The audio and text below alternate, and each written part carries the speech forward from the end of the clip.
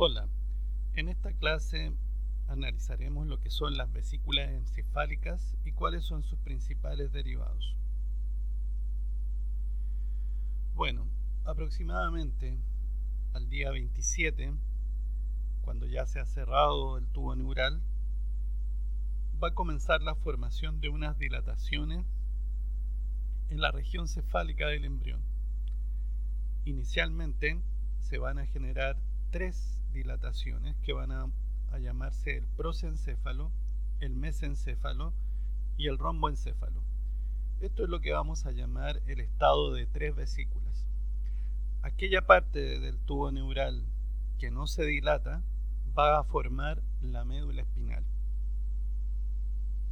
Posteriormente, el prosencéfalo va a volver a experimentar otra dilatación, dos dilataciones concretamente, y eso va a constituir entonces otras dos regiones derivadas de este prosencéfalo, que van a ser el telencéfalo, estas serían las vesículas telencefálicas, que van, a medida que crecen, van a dejar hacia el interior, ¿no es cierto? Van a ir recubriendo lo que sería el diencéfalo. ¿Ok? El mesencéfalo, por su parte, no se subdivide, y luego el romboencéfalo se subdivide para formar otras dos dilataciones que son el metencéfalo y el mielencéfalo. ¿Ok? Entonces, el prosencéfalo va a formar el telencéfalo y diencéfalo, y del romboencéfalo van a derivar el metencéfalo y el mielencéfalo. La parte que no se dilata va a formar la médula espinal. Ahora bien, en esta imagen nosotros vemos tenemos una vista lateral de un embrión cuando su tubo neural se encuentra en estado de tres vesículas. ¿Okay? Entonces el aspecto está en la región cefálica del embrión, esta es la región ventral y esta es la región dorsal. Y entonces acá lo que vemos son las tres vesículas, el prosencéfalo, mesencéfalo y romboencéfalo. Cuando el embrión pasa al estado de 5 vesículas, vemos ya en la vista lateral externa que va creciendo la región cefálica, el embrión se va curvando en la región cefálica e internamente vemos que ya a partir del prosencéfalo aquí se formaron las dos vesículas telencefálicas. Aquí al centro quedó el diencéfalo, acá lo que era el mesencéfalo, y acá todavía vemos el romboencéfalo que se va a dividir en metencéfalo y mielencéfalo. Bueno, es importante acá señalar entonces que a nivel de el diencéfalo, ¿no es cierto? A nivel del diencéfalo se van a formar algunas evaginaciones importantes.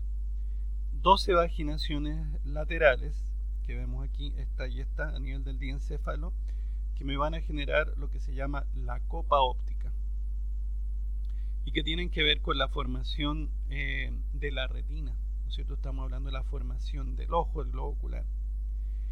Y vamos a también observar,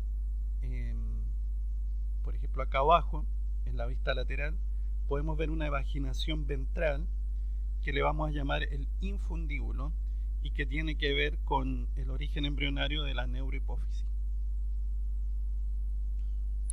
Ahora bien, estas vesículas telencefálicas van a dar origen a los hemisferios cerebrales, ¿ok? Y van a ir creciendo de manera tal que el diencéfalo va a quedar completamente rodeado por esta. Ahora bien, aparte de las estructuras que ya vamos a ver que se originan a partir de cada una de estas vesículas, otro aspecto importante es darnos cuenta las cavidades de estas vesículas nos van a dar origen, por un lado, a grandes cavidades llamadas ventrículos y a estructuras tubulares llamadas los acueductos, ¿no es cierto? O conductos. Es así entonces que las cavidades de las vesículas encefálicas, cada una de ellas va a formar los ventrículos cerebrales o laterales que vamos a encontrar en cada hemisferio y que aquí aparecen con el número 1 y 2 romano. la cavidad del diencéfalo me va a formar el tercer ventrículo. Y las cavidades derivadas del romboencéfalo, acuérdense que una parte va a derivar del metencéfalo y la otra del mielencéfalo, y estas dos cavidades convergen en una sola para formar el cuarto ventrículo. Ahora bien, el mesencéfalo no va a formar una cavidad, sino que va a formar un conducto. Y ese conducto le vamos a llamar el acueducto cerebral o conducto de Silvio, que va a comunicar al tercer ventrículo con el cuarto ventrículo. ¿Ok? Recordemos que el mesencéfalo no se subdividió en más vesículas, sino que queda como tal. Entonces su cavidad forma el acueducto cerebral. Dentro de los ventrículos hay líquido cefalorraquídeo y este va a fluir a través de estas cavidades y de estos acueductos. ¿Ok? Bueno, en esta imagen vemos cortes sagitales de embriones visto al microscopio electrónico de barrido. A la izquierda un embrión humano de 27 días, en donde podemos ver aquí el prosencéfalo, el mesencéfalo y el romboencéfalo. ¿Okay? Aquí adelante se puede ver el corazón en formación. Luego acá tenemos un embrión de ratón, pero que equivaldría a cómo se vería un embrión humano de 32 días. Y aquí ya vemos que se han dividido algunas vesículas y entonces podemos ver, por ejemplo, aquí en la cavidad del telencéfalo, de una vesícula telencefálica, donde se ve ese puntito es el punto donde se produjo la invaginación que va a dar origen a el infundíbulo que veíamos en la imagen, en la vista lateral anterior. Acá tenemos el diencéfalo y por acá tenemos el mesencéfalo. Acá tenemos las dos estructuras derivadas del romboencéfalo, que eran el metencéfalo y el mielencéfalo. Y esta cavidad que se ve aquí, sería el cuarto ventrículo. Esto representaría el cuarto ventrículo. Y acá se ve parte del corazón en desarrollo. Bueno, como hemos dicho, a nivel del diencéfalo se produjeron dos evaginaciones, ¿no es cierto? Estas evaginaciones se les llama inicialmente las vesículas ópticas. Estas vesículas ópticas se acercan y establecen una cercanía muy importante con el ectoderma superficial.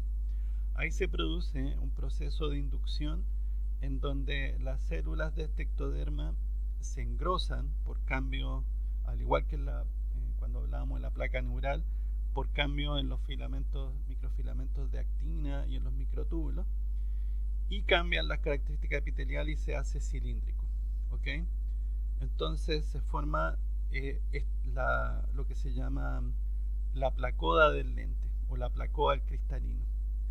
Entonces aquí se van produciendo una serie de inducciones recíprocas entre estos dos tejidos y posteriormente esto que llamábamos la vesícula óptica, ¿no es cierto?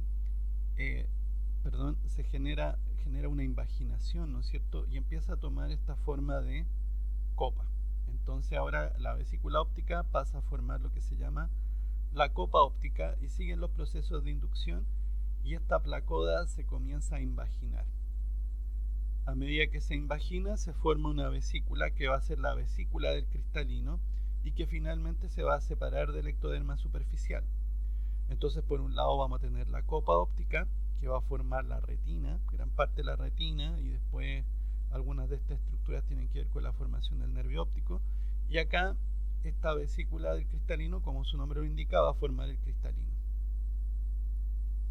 Entonces lo que podemos ver acá, ¿no es cierto?, es justamente lo mismo, ¿no es cierto? En estos cortes podemos ver aquí la formación de estos surcos ópticos, estas primeras evaginaciones que luego formaron la vesícula óptica al dilatarse.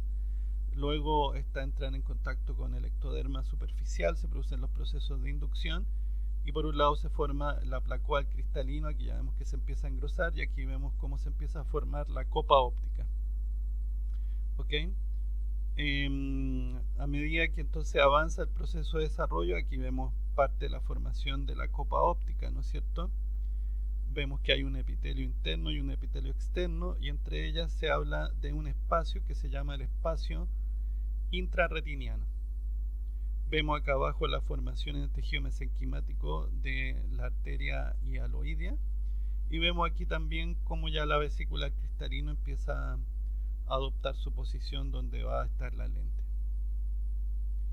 ¿Ok? Entonces, a medida que se forma esta copa óptica, aquí podemos ver bien entonces lo que yo les decía. Aquí vamos a ver que se va a formar de este epitelio externo la capa externa de la retina, y luego entonces de este otro epitelio, que es el interno, se va a formar la capa interna de la retina. Esas son apunteadas donde se va a alojar finalmente la vesícula del cristalino y se va a comenzar a formar el cristalino. ¿Okay? Y ahí vemos nuevamente el espacio intrarretiniano entre estos epitelios interno y externo. Bueno, durante la formación de la copa óptica, en la parte inferior de la copa óptica, existe una fisura que permite, ¿no es cierto?, el ingreso, ¿no es cierto?, de la arteria hialoidea, y permite entonces que esta finalmente llegue a la cámara interna del ojo. Entonces esta abertura luego se va a ir cerrando. ¿Ok? Bueno, esta imagen que nos muestra el encéfalo nos muestra cuáles van a ser las principales estructuras que derivan de las 5 vesículas encefálicas. Entonces, como ya habíamos dicho, los hemisferios cerebrales, aquí estamos viendo una vista lateral, ¿no es cierto?, del hemisferio cerebral izquierdo. Aquí vemos parte de la corteza cerebral con todas sus circunvoluciones, surcos, cisuras, etcétera, derivan, como ya lo hemos dicho, del telencéfalo, al igual que los ventrículos cerebrales que están en el interior de cada uno de estos hemisferios. Luego vemos que aquí esta zona, ¿no es cierto?, donde se va a encontrar el tálamo y el hipotálamo, derivan del diencéfalo. Luego, si empezamos a hablar ahora del tronco encefálico, el mesencéfalo da origen a lo que llamábamos después, posteriormente, mesencéfalo propiamente tal. Luego el metencéfalo va a dar origen, por un lado, a lo que es en el tronco encefálico, a lo que se llama el puente o protuberancia, y en la región posterior al cerebelo. Y el mielencéfalo, por su parte, el prefijo mielo hace alusión a médula, y entonces da origen, como su nombre lo indica, a la médula oblonga, que vemos aquí de color azul, o bulbo raquídeo. ¿Okay? Y como ustedes recordarán, la parte en donde no se generan vesículas da origen a la médula espinal. Entonces, en resumidas cuentas, como ya hemos dicho, el prosencéfalo se divide en telencéfalo y diencéfalo. El telencéfalo, como ya hemos dicho, da origen a la corteza cerebral y a muchas estructuras internas, por ejemplo los ganglios basales, ¿no es cierto?, el hipocampo, el bulbo olfatorio, el encéfalo anterior basal y la cavidad de los ventrículos laterales. El diencéfalo, por su lado, da origen al tálamo dorsal, al hipotálamo, y su cavidad da origen al tercer ventrículo. El mesencéfalo, ¿no es cierto?, da origen al mesencéfalo propiamente tal, con sus colículos superiores e inferiores, y la cavidad en su interior va a ser un conducto que llamamos el acueducto cerebral o acueducto de Silvio. Finalmente, el romboencéfalo da origen al metencéfalo y al mielencéfalo, y el metencéfalo originará el cerebelo y la protuberancia o puente, y su cavidad origina una parte del cuarto ventrículo. El mielencéfalo, por su parte, da origen al bulbo raquídeo o médula oblonga, y parte de su cavidad da origen al cuarto ventrículo. Por su parte, la médula espinal o la parte del tubo neural que no se dilata da origen a la médula espinal, y el conducto que queda al interior sería el conducto raquídeo, o también llamado canal del epéndimo o canal ependimal.